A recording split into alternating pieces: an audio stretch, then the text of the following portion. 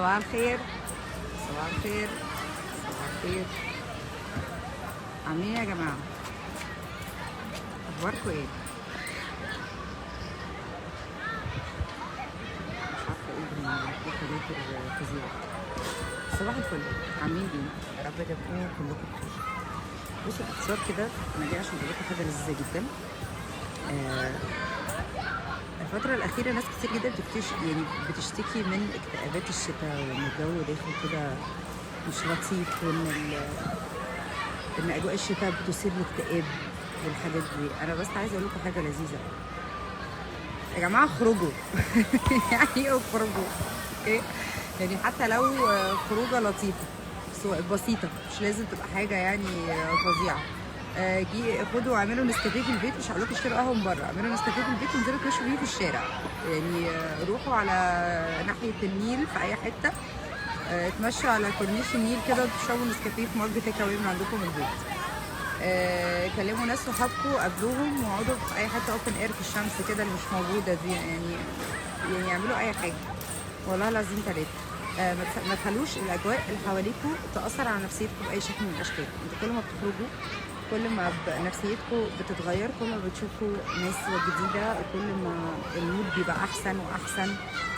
اسمعوا مزيكا، حطوا سماعات في ودانكم زي ما انا عامله كده. يعني انا قاعده مثلا دلوقتي في النادي بشرب قهوه، بسمع مزيكا، ما بعملش اي حاجه تانية غير بتفرج على الناس اللي رايحه واللي جايه. الناس بيسلموا عليا بسلم عليهم، بس مفيش اي حاجه تانية بعملها جديده. الولاد قاعدين بيلعبوا وانا قاعده متابعاهم وبتفرج عليهم. فيعني حاولوا تغيروا مود طول الوقت، حاولوا تشوفوا ناس جديده. مش لازم تبقى الخروجه ب 100 مليون جنيه، لا، الخروجه ممكن تبقى ما تتكلفش ولا جنيه. نعمل نسكافيه في البيت، ننزل نتمشى في الشارع، نشوف اشكال جديده، نتمتع بالشمس والجو لما يبقى دافي ولطيف. دي النصيحه بتاعت يوم الجمعه.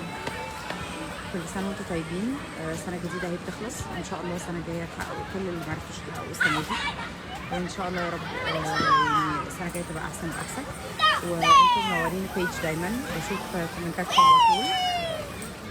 طبعا انا ممكن ابقى مرهقه شويه، تعبانه، لسه مخلصه المسلسل. طبعا كنا يعني بنصور بنموت، بس الحمد لله يعني الاجازه قربت اهي، وهرجع لصحتي تاني ووشي يرجع تاني زي الفل ان شاء الله. في بنات كانت بتسال على التبس بتاعت الميك اب والشعر والروتين عنايه بالبشره، انا مش ناسيه والله، مش ناسيه، بس انا كنت مشغوله جدا الفتره اللي فاتت.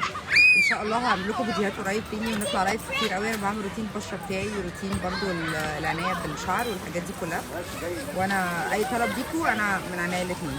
الناس بقى اللي بيسالوا انا خسيت ازاي، ارحموني يا جماعه. الدايت بقاله 3 سنين في الهايلايتس بتاعت انستجرام، ونزلته لكم 100 مره على البيج هنا. ولو كتبتوا بس في السيرش على جوجل او على فيسبوك او على اي حته، كتبتوا دايت ايتن عامر، كل المعلومات هتطلع لكم، كل المعلومات هتطلع. اتشجعوا انتوا بس وابداوا، وربنا معاكم. يومكم جميل ان شاء الله. ويعني حاولوا يا جماعه تخرجوا، وحاولوا تستمتعوا بالجو. واي نعم الجو برد النهارده والشمس مش طالعه، بس يعني انا برضو خرجت تحديت كل الظروف. يومكم جميل ان شاء الله.